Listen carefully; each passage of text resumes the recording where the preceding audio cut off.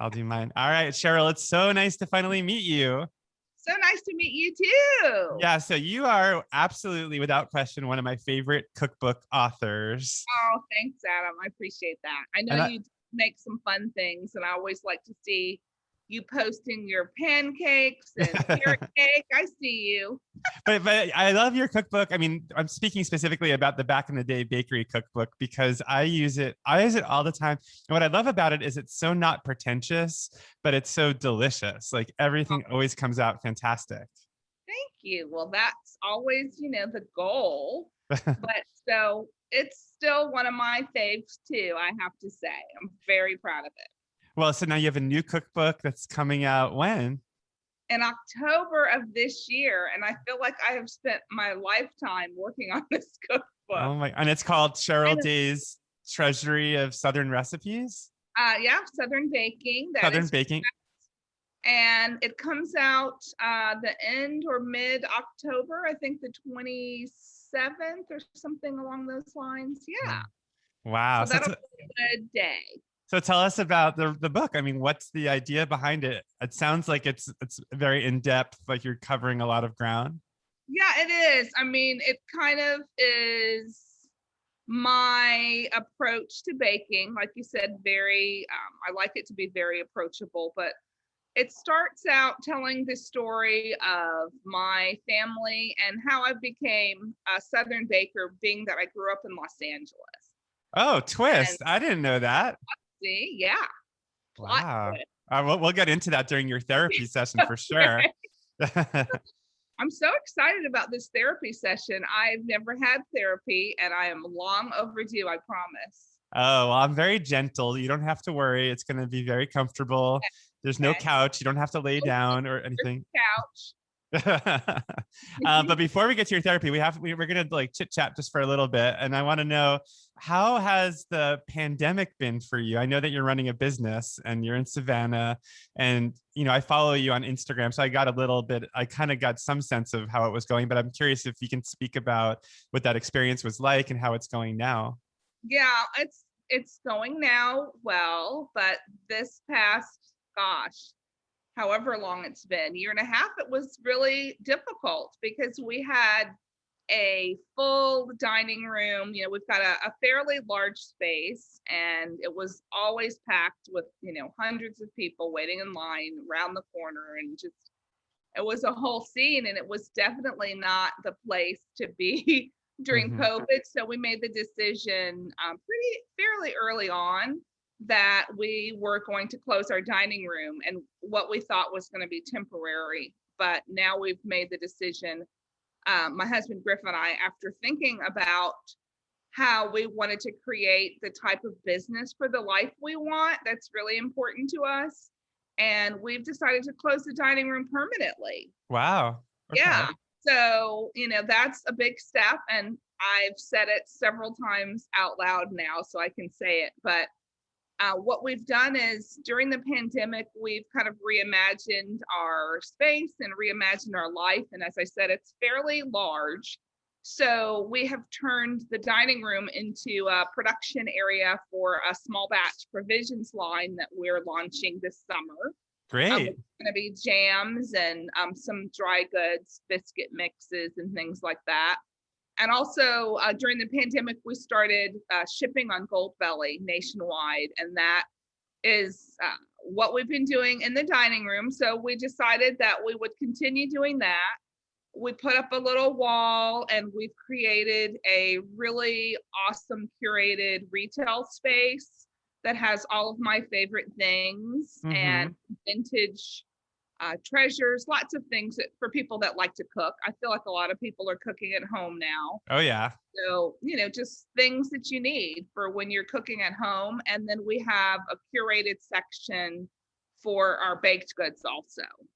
Well, that sounds really great. I mean, it's interesting. I feel like a lot of people came to a personal crossroads during the pandemic. Even for me, I'd been working in film and television, but also still doing food and cooking. And I realized that food is where my passion is. So that's why lately I've really been relaunching my podcast and working on lots of food projects. But it was really an opportunity to kind of hunker down and think, okay, what do I want? what am I spending my time doing and what matters to me. So I'm glad to hear you had a similar revelation. Absolutely. I mean, we're creative people. So it really kind of, I think, gave most people that I know an opportunity to think more creatively and to kind of reimagine where they, want to live their life. So that's what we've done, and we're excited. Yeah. So was the dining room like servers came to tables and took people's orders kind of dining room, or was it like you got a baked good and sat down and ate it?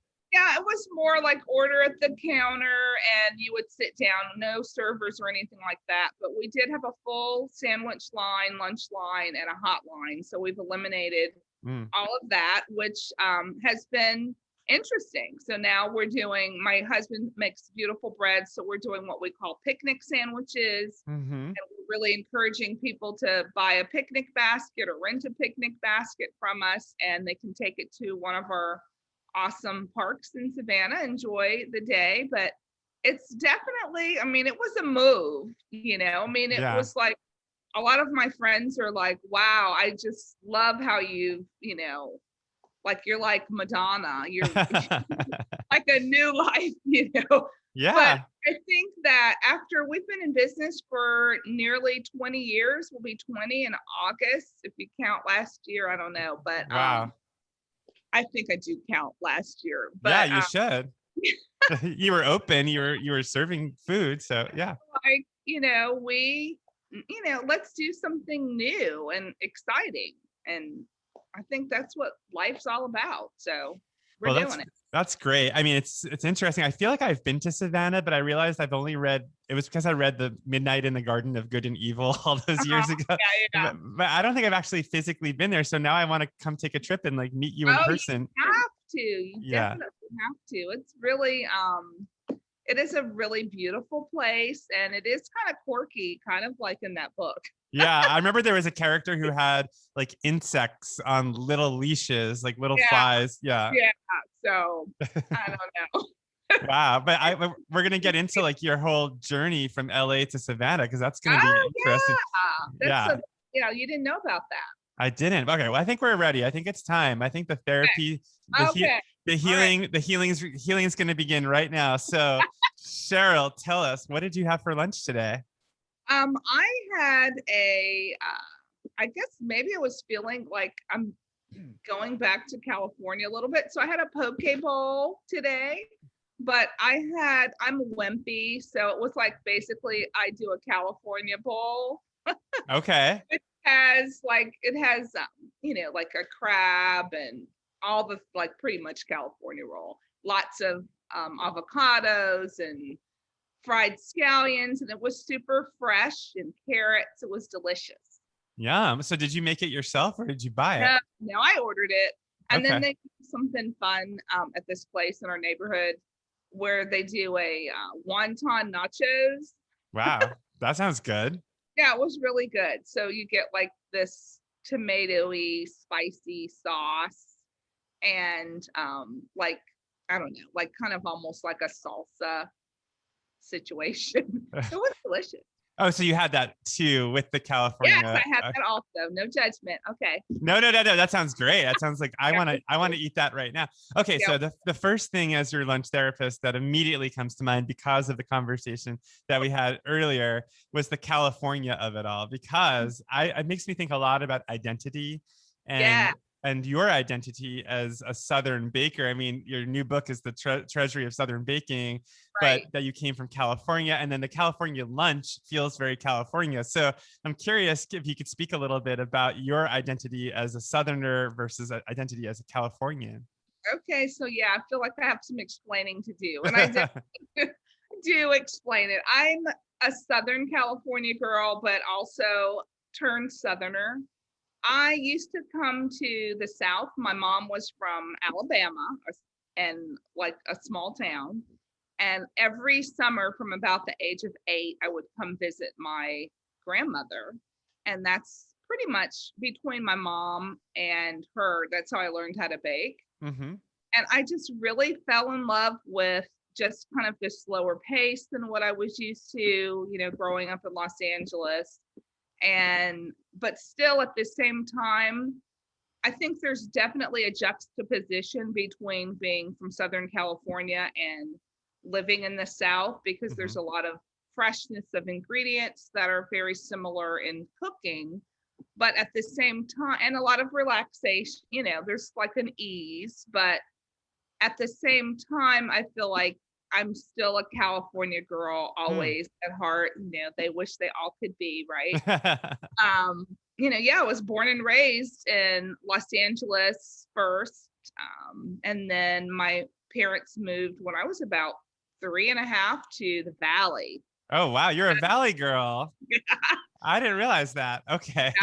Sherman Oaks. And so true Valley girl, like literally, right? The mall, the movie thing.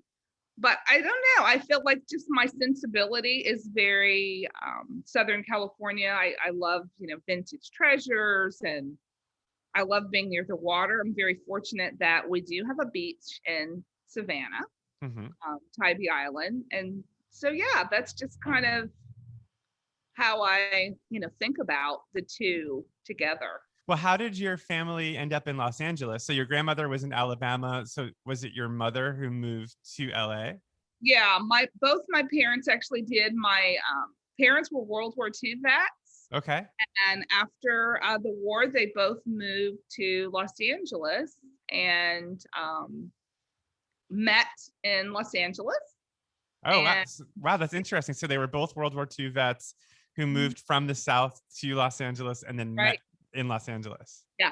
Wow. Very interesting. Okay. So anyway, my mom actually had an aunt who worked in movies. She was a seamstress, like Hollywood seamstress.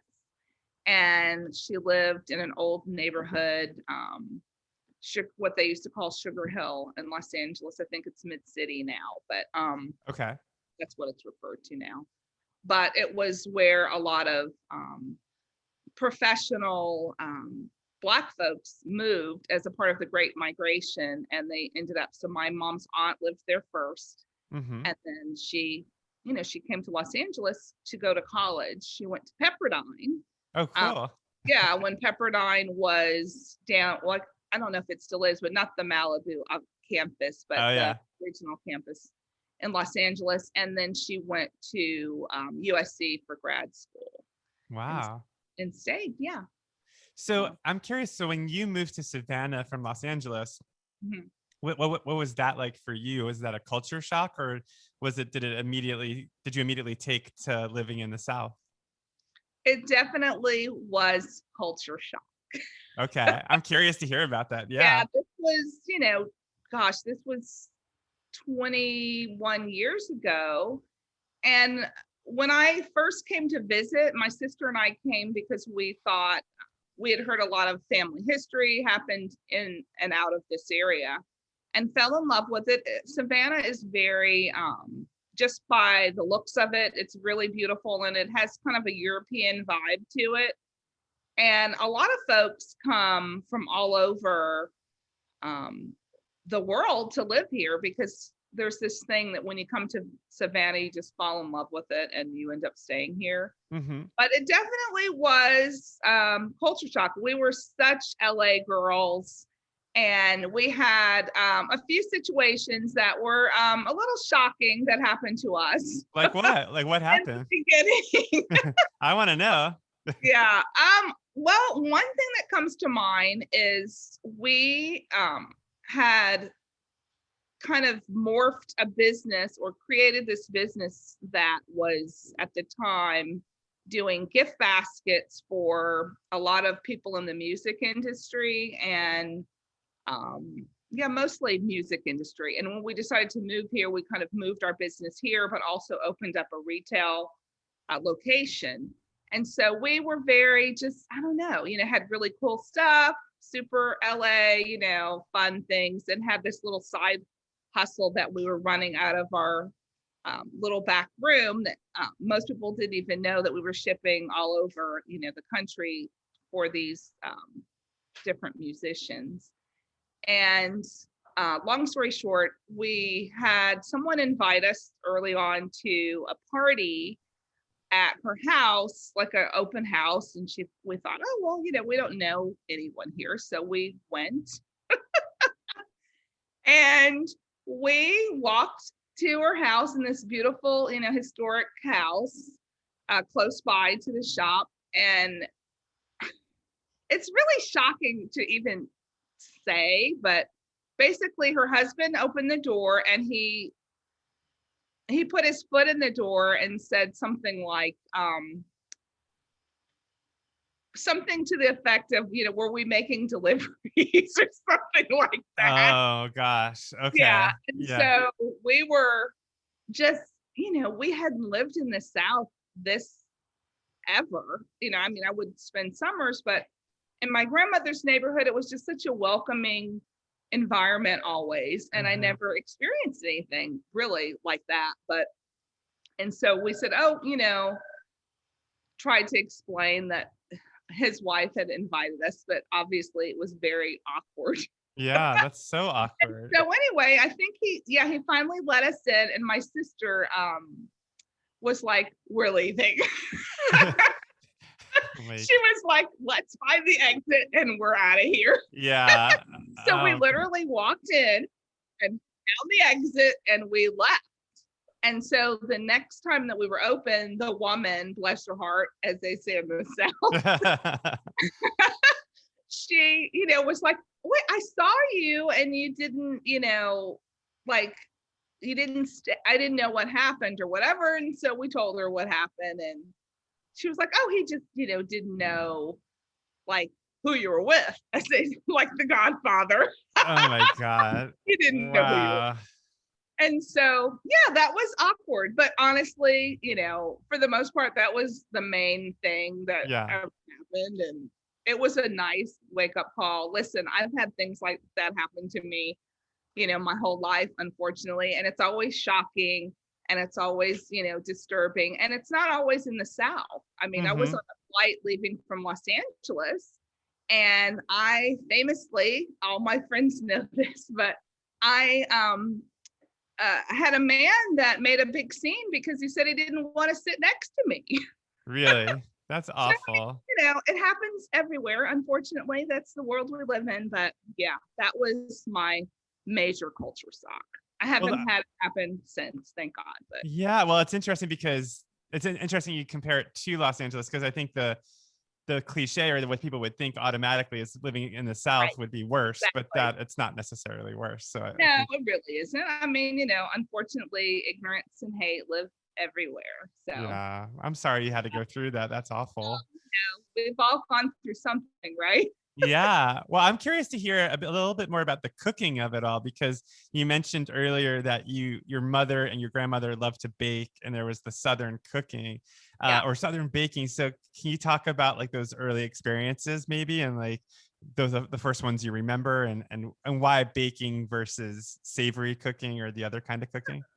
So I learned early on that baking with my mom was something she really loved to do. And she was always also a really great storyteller. And my sister wasn't interested at all. And so I realized that was kind of my special time that I got to spend with my mom, was baking and hearing her stories about growing up in the South and just her life, being one of the first Black women to be, World War II vet. And just all kinds of, my mom just told the most interesting, she had a really interesting life and loved to tell the stories. And so that's kind of how I really fell in love with baking, was making pies and cakes. And then during the summer, she just really felt it was important for me to see firsthand kind of what it was like, living in the South and all of that. And yeah, so I think I just loved baking. I loved the fact that you could just have a few simple ingredients, go into the kitchen, and magic would happen. Was there an iconic dessert or dish that your mom would make with you, like one in particular that was like above all others? In fact, the funny thing, and this we should I really need therapy over this probably. Okay, let's do it. Yeah. Was her lemon meringue pie. And Mm. honestly, she made the best lemon meringue pie. I didn't put it in I almost didn't put it in the first cookbook because I was just so nervous about if it would come out like my mom's, Mm-hmm. and kind of trying to use that memory of what it was like and not really having the exact recipe per se. And so I remember I did make it because I really wanted to put it in the cookbook, and it turned out exactly like hers. It Oh, tasted good. like hers, and tears were shed. I mean, it was just, And it was what specifically about your mother's meringue pie tastes different than like one that I might make? well, I don't know, Adam. You might make one similar, but I think the thing that is different is that it's not like a Italian meringue or anything fancy like that. It's an old-fashioned meringue that you plop on it, Mm-hmm. and you have to bake it to finish it in the oven. And it's that softer, texture meringue that is just to me quintessential lemon meringue pie. A lot Mm-hmm. of folks do the one that you do like an Italian meringue and you have to torch it, and it's a different texture to me. Mm-hmm. So yeah, that's what I think makes it different. And then lots of lemons. We had a lemon tree. Oh, We had a great lemon tree in our backyard, and so just very tart, but yeah. yeah. So So did your mom, when you were making pie with her, was it all about like her hands, like getting in the bowl and like pinching the butter into the flour? yeah, What yeah, was that what you were doing? Like rolling it out with right. her? Yeah, Yeah. there were no fancy tools. Even with her meringue, I remember that I remember when she first got a handheld mixer. I mean, she never even had a stand mixer. I Mm-hmm. remember when she finally got a handheld mixer, and otherwise she would like whip that meringue. And of course, this was back when, you would do everything by hand, including making cakes where you had to like count how many times, Mm-hmm. and all of that. But yeah, so it was all by hand, and just the rolling pin and just her hands. I Yeah. still remember, my mom's hands. So That's yeah, so cool. That's a beautiful memory, and it's a beautiful testament to how meaningful that was to you, that this became your life, that this yeah, is what you do. totally. I'm curious though, like, and then we're going to jump around a little bit in your therapy session here. I hope you don't mind. But in terms of translating this very personal experience and meaningful part of your life into a business, Mhm. how did you, I mean, to jump ahead to the back in the day bakery of it all, Yeah. how did you turn this into something that you could monetize and Mhm. do on a larger scale? I mean, were you able to still make the pies by hand and all those things, or did you have to figure out ways to do it in a more efficient way? Well, I actually did make the pies by hand until let's see, no, I guess that would have been 2 years ago, when I know we share a friend in Nicole Rucker, Oh and yeah, I was thinking about her this whole conversation. Yeah, because she, her cookbook has like 3 pages of instructions on how to make the pie dough by well, hand, and that's how we do it. And she's yeah. actually the only other person I know that makes pie crust the same way that I make it. Mm-hmm. But one day, I don't know, Nicole had an epiphany where she could do it quicker, and she shared it with me. I you think know, she showed it on Instagram. Is it in the yeah, KitchenAid mixer? Is yeah, that yeah? exactly. And of course, I was, thankfully, I, totally believe Nicole and trust her. But if anyone else had told me to do it that way, which people do it that way, I guess, but it just never, people used to make fun of Nicole and I for, well, why don't you do it in a, KitchenAid? Why don't you do it in a food processor? We were like, well, because this is how we do it, This and is how we yeah. do So it. finally, when Nicole, I mean, she had to like walk me through it. Like, okay, no, really, it's okay. You can make it all in the mixer. And it was just like it all happened so quickly, and it came out beautifully. And I was like, oh my, and then you do kind of finish it, by hand, but it saves like so much time. Yeah, it was like right before COVID, actually, that holiday, and my husband and I were going to be making all the pies because my lead baker had moved away to Chicago. How many pies do you make in the holidays? Like how many do you I mean, have to it make? depends. Like we used to make a lot more. I was just like trying to commit to 100 with just Griff and I, but we used to make several, like several hundred pies when I had a Wow. bigger Wow. team. I had someone on my team who was really excellent at doing the production of pies, and we did them all by hand. We would just make, we had a process. We'd make all the crust, and and then we'd crimp all the crust, and we'd kind of get them going in the freezer. But so we decided that year that if we could just do 100, we'd be happy with just Griff and I. And thankfully, Nicole told me that method otherwise, because I told her I'm not doing pies this year, and she was like, "Come on, you have to do pies."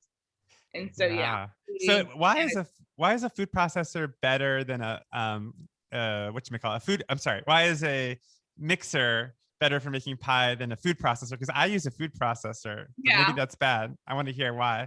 No, I mean, I think basically you could do the same thing, but I mean, think about it. So we're making, a lot of pies. So we have a bigger mixer than we have a food processor. Right. But in both cases, the tool is like breaking down the butter into the flour for you, whether it's a blade or like a paddle attachment. Okay. Got it. And just, watching it closely. But I don't know. There was something about making a pie in a big bowl by hand that was so satisfying. And then, we did the frissaging and folding, and it really was just such a process. But then you get to a point where, is this sustainable? Probably not. But honestly, so I did it, for 18 years. Wow. But anyway, I don't know if I even answered your question. No, you did. Okay. I think you did. Oh, about the business. Well, I mean, I'm curious, like in the South, when you showed up and you're like, "Hi, I'm from LA. I'm a Valley girl. I'm gonna make a lemon meringue pie." Like, where people are like, who is this person? What do they think they're doing? Pretty much. Fortunately, we moved into a really cool neighborhood that used to be like an all-Black neighborhood, and I knew that and it was adjacent to, or it was when we got here. It used to be just a business district. Like the first grocery store in Savannah was across the street, and that was like there was like a big Jewish community at that.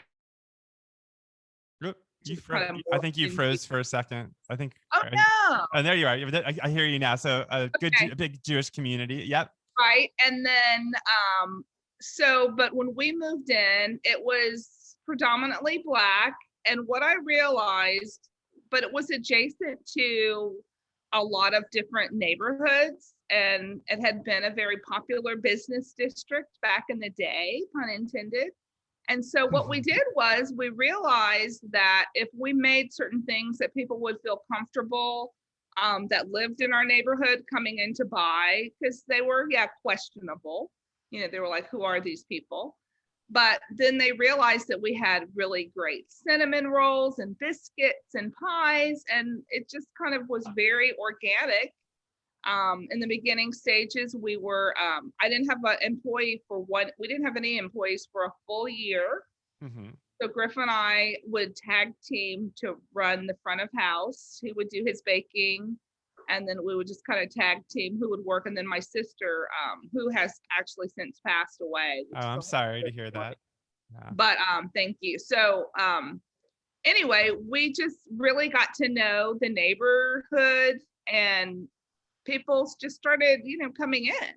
And baking is such a welcoming thing. It's like, how can people not fall in love with the smells of pie and cookies? It is. Cupcakes. I have to say, in the early days, some people were kind of afraid to come in the neighborhood. We couldn't figure out why, because my husband is from Minneapolis. I'm from Los Angeles. We didn't see what the problem was. Right.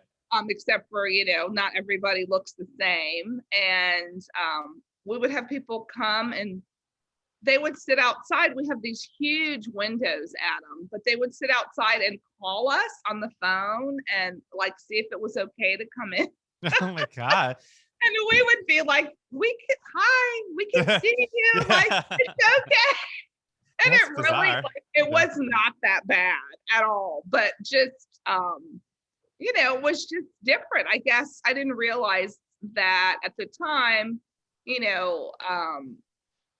it wasn't maybe where most people, they call Griff and I pioneers now, because if you could see it now, it's like, I think we made a really good investment by buying this building. We say that every time we leave, because now there's like condos. Right. restaurants, and like everybody wants to be here now. But Isn't that amazing how that works? Yeah, yeah, it's so bizarre. I mean, LA has Echo Park is a little bit like that, and there's right. neighborhoods that now are so I expensive know. and I know. insane. Well, I mean, even I remember the last time I was, home, there were neighborhoods that I probably, was like, wait a minute, I never came here, or whatever. So, I mean, Hmm. it was kind of like that. But so, yeah, every day we leave, we're like, yeah, we did good. Good for you. Yeah, they should name a street after you. I know. Well, Totally. I'm curious though. So now to get a little deeper into your therapy session, because we kind of drifted away from your lunch, but circling Yeah. back to the California of it all, I have to ask. So I have an uncle. So my mom and my family is from New York, and my mom and her brother are from Queens. And Okay. if you were to meet my mom, she sounds a little bit like Fran Drescher. She's like talks like this and has a New York accent, Love and it. that's what she sounds like. Her brother married a woman from Jacksonville, Oh, and wow. and if you Florida? in Florida, and he moved Okay. there, and he's a public defender there. And if you were to meet him, you would think you were meeting Atticus Finch. Like, he's got a Southern accent, like Oh, and wow. you would never know. And when you see my uncle and my mother together, you would never believe they were brother and sister. And Wow. I'm curious, when you came from California, from the Valley, did you speak like a Valley girl? I mean, did you have a different way of speaking? And Totally. yeah. And then how, because like speaking to you now, it feels like, oh, you're from the South. Like there's a certain like Right? Southern lilt to your voice. So I'm curious Oh, when thank that you. started to kick in, and like how that all came about. Totally, for sure. I mean, well, it's funny. So I have a few friends a couple of people that have moved here from Los Angeles that I've become friends with just through the bakery.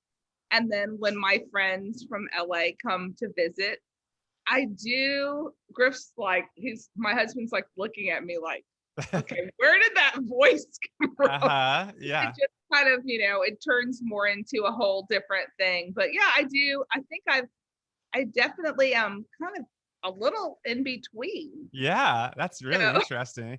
Well, do you feel like you put it like because it makes me think, like, when you're speaking to locals or Southerners, Mhm. do you feel like the accent comes out more, or like you mimic like the environment you're Yeah, in? Yeah. maybe. But the other thing is the yes, ma'am. That's Uh-huh. like now, I mean, it's just kind of, I actually talk about it in the new cookbook. Just, there's just this thing about saying yes, ma'am here. And Hmm.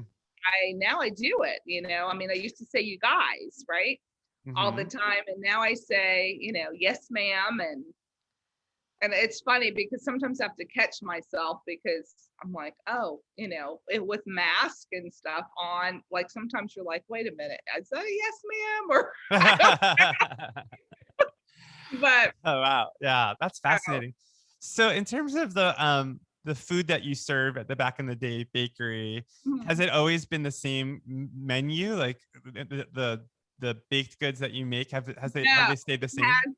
So in Okay. the early stages, in fact, a good friend of mine from LA just sent me a menu when she came to visit. That menu was probably, I don't know how many years ago was it? Maybe like 16 years ago or something, maybe even longer, maybe 18 years ago.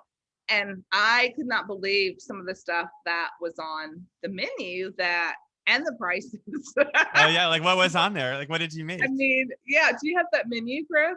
It was hilarious, but just a lot of things that necessarily, well, we made croissants and lots of different breads that we don't even do now. So basically what we did was or when we first opened, I was doing cupcakes with Italian meringue frosting. That was my thing. I only Uh-huh. made cupcakes if they had Italian meringue frosting on them.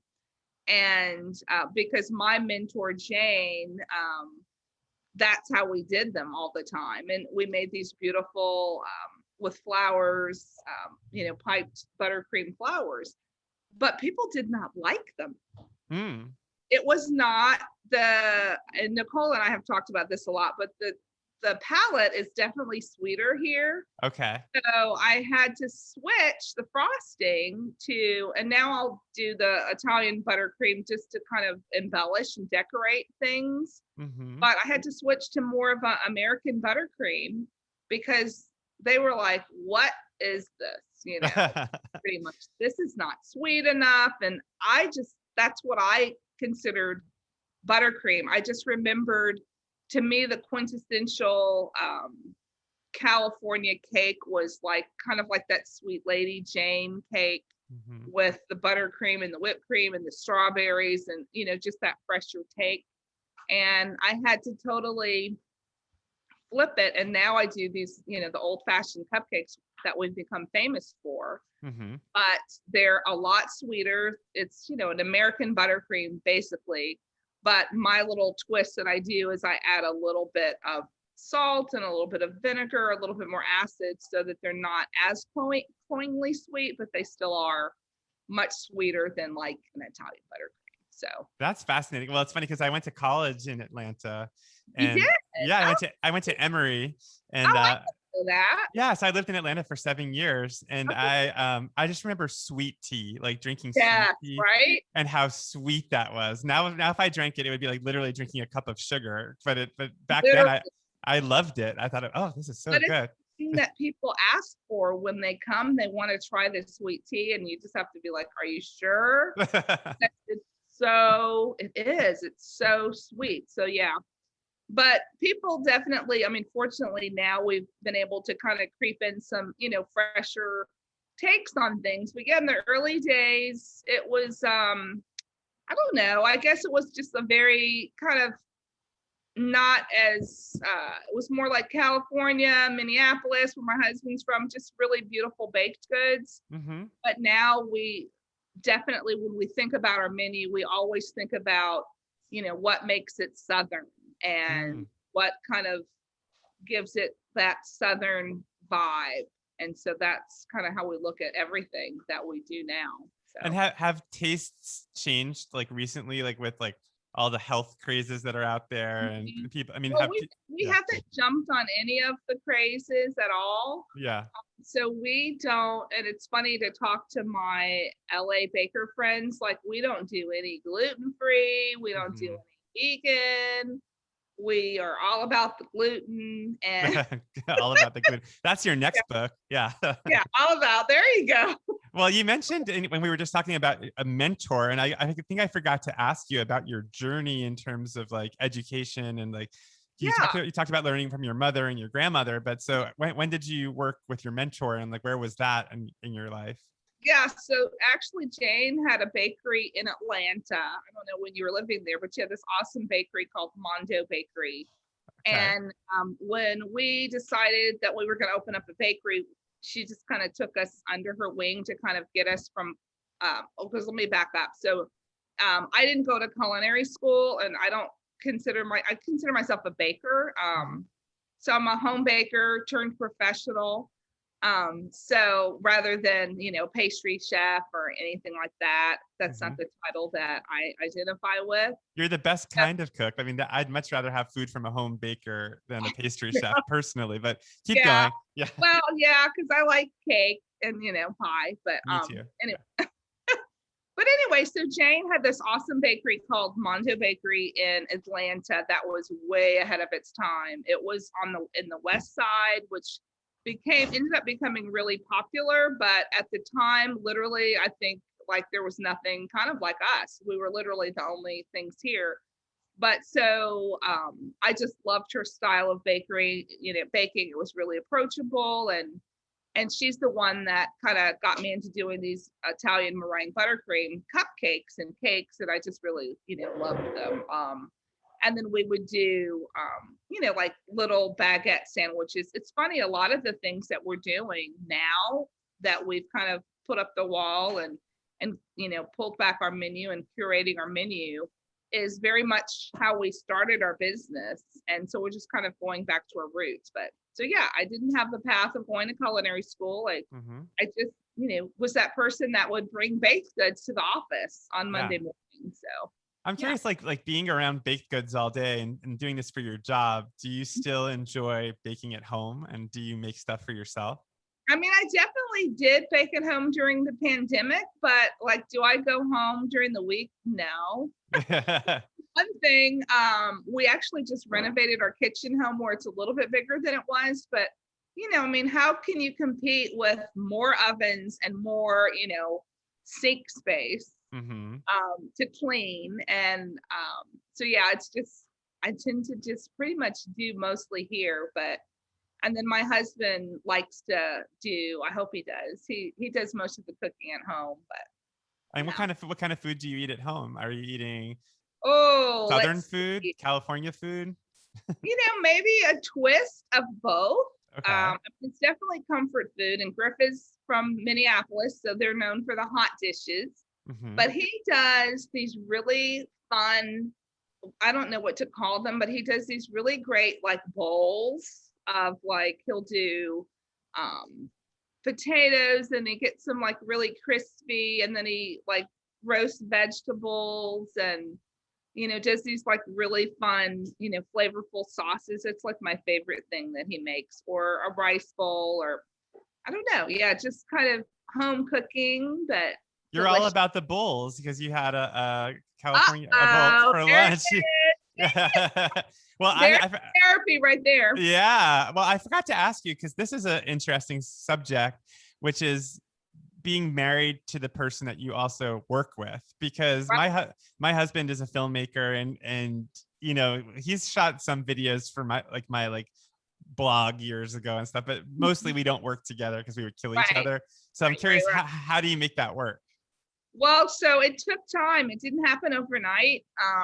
We definitely had to define our roles Mhm. because Griff is, I mean, we're both really creative, but at the end of the day, he's paying the bills. And so, in the early stages when I wanted to ship, pink cake boxes from, the West Coast, because I had to have pink cake boxes and you couldn't find them, on the East Coast at the time, it was like, really? How Right. is that? But so he lets me kind of, we're good yin and yang for sure. But we definitely had to, clearly define our roles. And the other thing is that we had to, because we work together constantly, and we had to decide that when we got home that we would not talk about the bakery. And so sometimes we have to ride around the block a few times because we only live like 7 minutes away. Right. So sometimes we have to ride around the block a few times to get it, all out. And then when we are in the house, it is, it's time for just Griff and I, and whatever Griff's a musician too. And that's kind of what he likes to do on his downtime.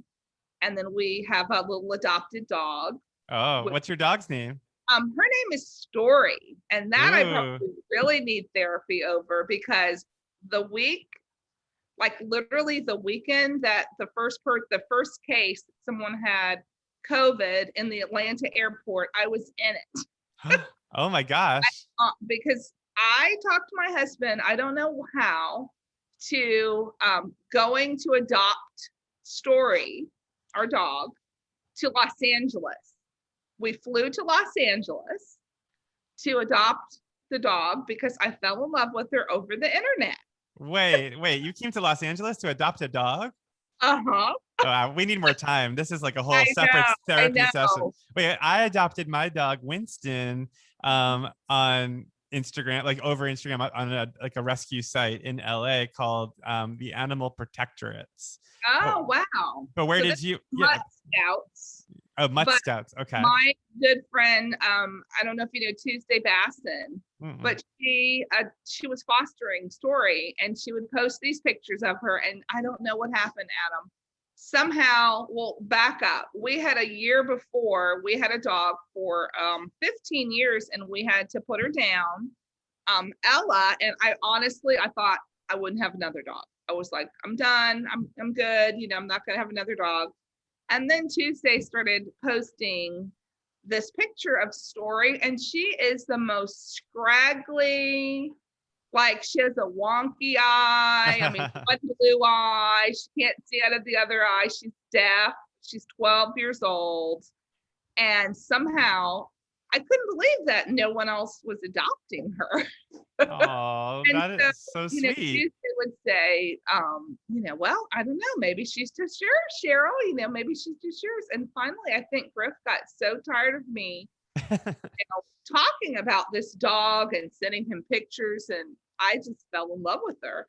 And anyway, so next thing we knew, we were on a plane. I mean, we literally just flew out there, and it was right when they were starting to talk about COVID, and it was like February 20 something, I think. Uh-huh. And Griff was like, I don't know, I don't feel good about this COVID thing. And I was like, oh, and so fortunately, everything was fine. But we came back, and now she has a great forever home. So Well, what a happy like timing thing, because it's like you had a new dog while the whole I world never, shut I mean, down. yeah, it was really great. And it was really great bonding time. I mean, the one thing I didn't realize was, I guess I was being very naive, and I thought she would just instantly fall in love with me, which she did. Mm-hmm. But I mean, maybe not instant. Yeah, that's Yeah, hard. Yeah, I an mean, older dog too. hard. An Yeah. older dog. So like the first day was, getting like all of her supplies, and then taking her back to a hotel, and she crawled under the bed, and we were like, oh my God. And then flying on a plane with a deaf dog. Woo! That was something. That's so nice that you did that though. Yeah. Yeah. I'm Um, happy we did. well, talking to you and like hearing all this, like I'm getting the sense that in your marriage, and correct me if I'm wrong, that you're more the playful, whimsical, like, just sort of going with the flow, like whatever inspiration strikes you. And Griffith is more of the like grounded, practical, like. Yep. He's over here smirking right now. Okay. Hi, Griffith. Nice to meet you. Yeah. He's like, Well, whoa, this is good therapy. we'll do couples therapy next. Okay. Yeah. Well, Yep, nailed it. That's so true. And it does really work out.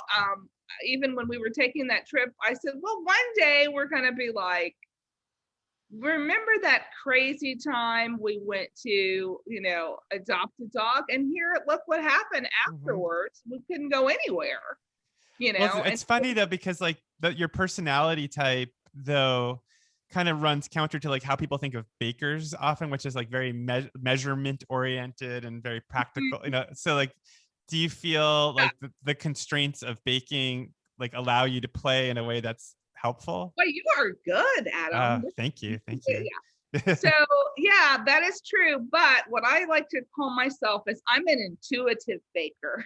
Okay, I want to hear more. Yeah, tell me. So I follow the rule. I mean, obviously, baking is science, but I do like to create still with my baking, and be playful with ingredients. And I guess I think of myself sort of more like a savory cook would be able to, play around with different ingredients that you can, like, use more herbs and spices and,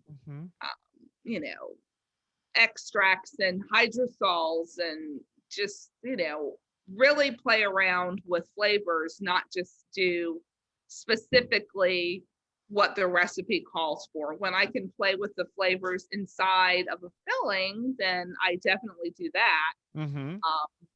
So I feel like maybe that feeds my personality and playfulness a little bit better. I totally get that. I mean, it's funny because I'm working on a cookbook now, and I'm doing I've never, I've come up with my own original recipes in terms of like savory dishes, but there's a dessert chapter. And so I'm like trying to come up with my own desserts. And you're right. Like once you understand like the parameters of like what the dish is, if it's a cake or if it's a custard, then you can kind of add different flavors and different twist and it why up. not, and play with savory flavors too, I mean, so that I like to do, like bake with coriander or, random spices, just to see if, how they work together. Have you had any disasters, like things that you thought would work really well that did not come out too well? No, I really haven't actually. Wow. Okay.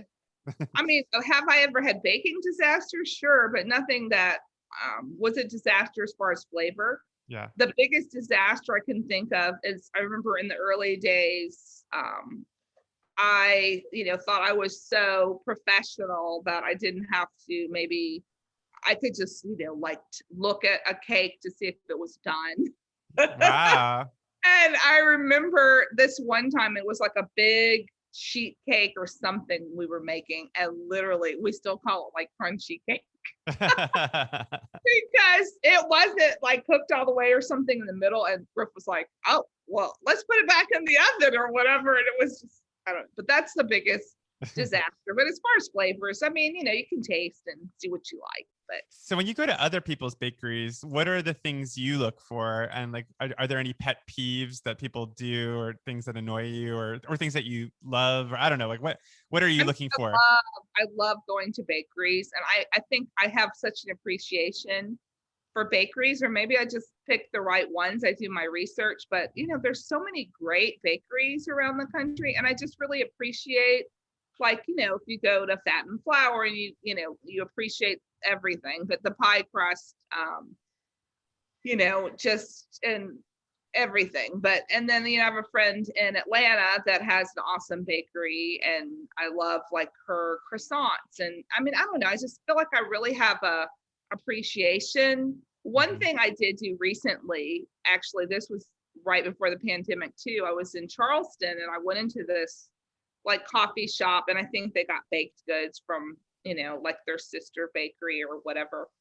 And I thought this was hilarious. So I was looking at cookies in the case, like you do at a coffee shop, and they're kind of just under a dome. And there were two that said they were chocolate chips, but they looked totally different. And so I asked the girl, what's the difference between that one and that one? And I mean, they looked so different from each other. And she goes, oh, that one's just like, she probably didn't get the ingredients like mixed up or something like that. Like, I don't know. She had kind of like a mishap with how all the, ingredients came together, and it just kind of spread funny like that. And I was like, okay, love your honesty. Right. I said, okay, which, like, why are these out here? I guess so. My pet peeve would be like, I would never, put something in our case that something was wrong. You know what I mean? Oh, okay. So it's all got to be kind of visually appealing. And Well, I mean, and there's a different way to be visually appealing. I mean, I'm definitely into, I like little imperfections, but I mean, I don't want it to be like burnt, or, you know what I mean? Or undercooked or whatever. I think you should always take pride in what you're putting out. So. And when you have other people making stuff at the bakery, are there lessons that you have to impart to them early on, where it's like things that you have to point out to them? There are. I mean, just basically to always take pride in your work, and to if something doesn't come out, then whatever the case may be, I mean, to learn from the mistake, but never to just pass it off and just go ahead and put it out for sale, So. Well, that's good. There's a certain integrity to that, Yeah, it's not about the bottom line. It's about, making sure every customer gets something really good. Yeah, exactly. Well, Cheryl, this flew by. My God, we're not done yet, but every session begins with what did you have for lunch, and it ends. Our final note is, what are you having for dinner tonight? Oh, I don't know. What are we having for dinner? Griff's going, I have no idea. He brought me lunch, so I don't know what we're having for dinner. What will we have for dinner? I don't know, Adam, what I'm gonna have for dinner, because honestly, I just had lunch like an hour ago. So, okay, but I'm gonna push you on this because we've got some time to kill. So yeah. Yeah, what do I want for dinner? Let's see. Well, I kind of want another one of those like bowls. Well, I forgot to ask you. You said that. Bowl. Yeah, so you said you were Wimpy, and that's why you got the California roll. But what did you mean by that? So I mean, like, I don't eat real sushi. I call that like fake sushi, right? Okay. I mean, it's not sushi, but like if I go get sushi, I don't get like real sushi. Why? I don't know. I mean, like, I literally just had my first raw oyster, like a couple of years ago. And what did you think? And it was under pressure. I don't think I want one again.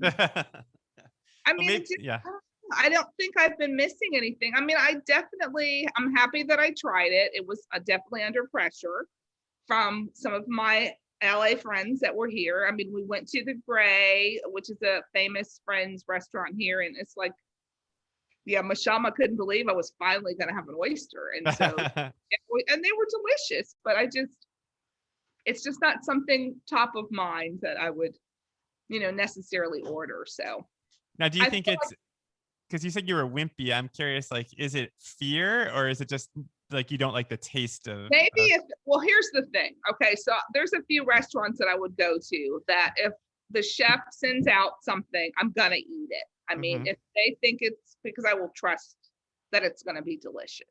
So if I ever get in a situation like that, maybe if I'm at some awesome sushi restaurant in Los Angeles and you know we order things, I probably would try it and be very disappointed that I've waited all of this time to try it. Yeah. It's like raisins. I didn't eat, I used to hate raisins until I had them in carrot cake. And then I was like, what is wrong with me? So I don't know. Right before COVID, my husband and I went to Japan for the first time, Now, and see, you probably would love, right? I mean, you're going to have sushi. You're going to have grilled yeah. sushi. But so Craig's old film school roommate, his name is Genjiro, and he lives in Tokyo. And he met us the first night, and I asked if he would take us to a yakitori restaurant because I really wanted to try yakitori. So he took us to this amazing little hole in the wall, and they gave us like grilled like chicken thighs and different things. And Yeah. at the very end, he's like, the chef is going to make something very special for you right now. And we were watching it. It was like, what is that? And there was like orbs, like weird orbs were like, Oh. and they were dangling from like a skewer. And then it was called the Japanese lantern. It looked like a lantern. And I was like, oh, what is it? And they said it's chicken ovaries and testicle. It was like rooster testicles and chicken ovaries. And I didn't want to be xenophobic or not open-minded, but like biting into one was like biting into like a water balloon filled with egg yolks. And it was a lot. So I'm basically telling you that story so you don't feel like I'm judging you for not liking sushi. Well, it's like, what's the one thing that you probably would never, do you have anything that you would never even try? No, I would try anything. I mean, I know There's that. one thing I would never try. What's that? Because my aunt Margaret used to make them, and I remember like just the cleaning process and how they smelled. And chitlins. Do you know what those are? Yeah, I mean, I've heard of chitlins, but what are they like? Gizzards or like what is it? No. They're like intestines and I don't know. Anyway, but so you have to clean them and they smell really bad when they're cooking. And I just remember that at my Aunt Margaret's house because my dad would only that's the only place he could ever get them because my mom would never make them. And then they like smother them in hot sauce. Oh, wow. And I mean, it's that whole thing. I'm so excited, it's that whole thing about how I guess African Americans would only eat only be able to eat certain things. And I'm like, I don't know. It's like that show that's coming on Netflix. It's called High on the Hog. It looks really good. Yeah. So it's like the whole thing about higher on the hog is better than lower. Right. And so, yeah, I just don't want to eat that.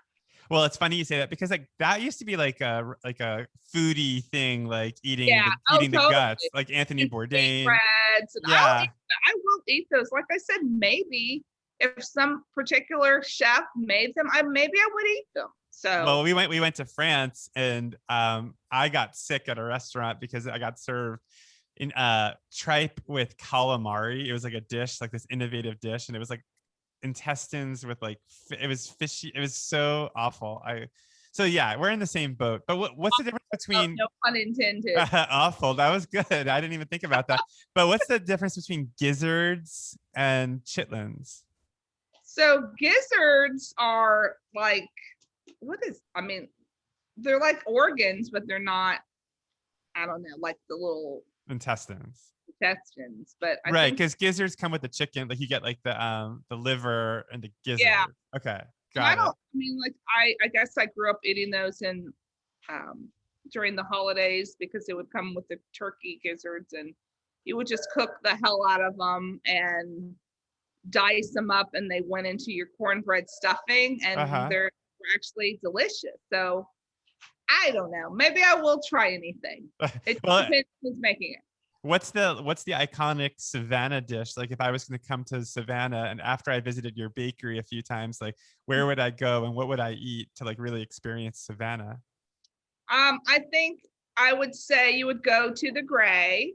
Okay. Is that And Hugh Atchison's restaurant? No, no, it's no, no, no, no, no. It's Mashama Bailey. okay. She is a Black woman, amazing chef. She won the James Beard Best Southeast a few years ago, and she Cool. owns it. She's partnered with a gentleman, John Marsano. But so they own the Gray, and I would get probably the shrimp and foie, which Ooh, is delicious. that sounds so good. Or anything really on the menu. I mean, that is like quintessential. In fact, Judy's coming into town. Judy, our mutual cookbook editor. Yeah, Yes. yeah. And she definitely was like, "Oh, please get us into the Gray." Yeah. So, What? Oh, that's so fun. yeah, yeah. Mashama was on Chef's Table, I think, a couple of seasons ago too. It was. I'll really watch that one. Yeah, I haven't watched all of it. Story. Where would you stay if you're coming to Savannah? Is there like a good hotel? Ooh, there's so many beautiful hotels. I would probably stay maybe in like a Airbnb or Yeah. that's not true. I like hotels actually, but I couldn't tell you which one. But there's a lot of them. Okay, But I'm just asking because I'm love gonna hotels. pit. Yeah, I want to come now. You've like convinced me. I'm gonna get on a plane tomorrow, and I mean, I'll bring you another Los Angeles dog. Yeah. okay, yeah, bring. But I mean, I love hotels because I like to have room service and my sheets changed and all of that good stuff. So I do too. yeah. Well, Cheryl, this was a pure delight. This was everything and more than I could have hoped for. Yeah. The therapy. Do you feel properly therapized? I do. I may need another session in a couple months, but we'll see. Okay. Well, thank you so much. And I can't wait to meet you someday in person next time you're in Los Angeles. Come to Savannah, or totally. Yeah. We'll go, what will we go eat when we go? Oh, well, Nicole will have opinions. We'll go out with Nicole Rucker and Nicole has opinions. You know what I'm craving that I can't get here like I like is there's an awesome pizza place that I love there. Oh yeah, which one? Hail Mary. That's in my neighborhood. I live in that neighborhood. Oh, is that your neighborhood? Yeah, Atwater Village. Yeah. Your neighborhood is in a book I'm reading right now. And which book? I thought it was so funny. She called out Atwater Village is the neighborhood the guy lives in. It's like a rom-com novel. It's called The Proposal. Okay. By Jasmine Gullery. But so yeah, you're in the and made the cut.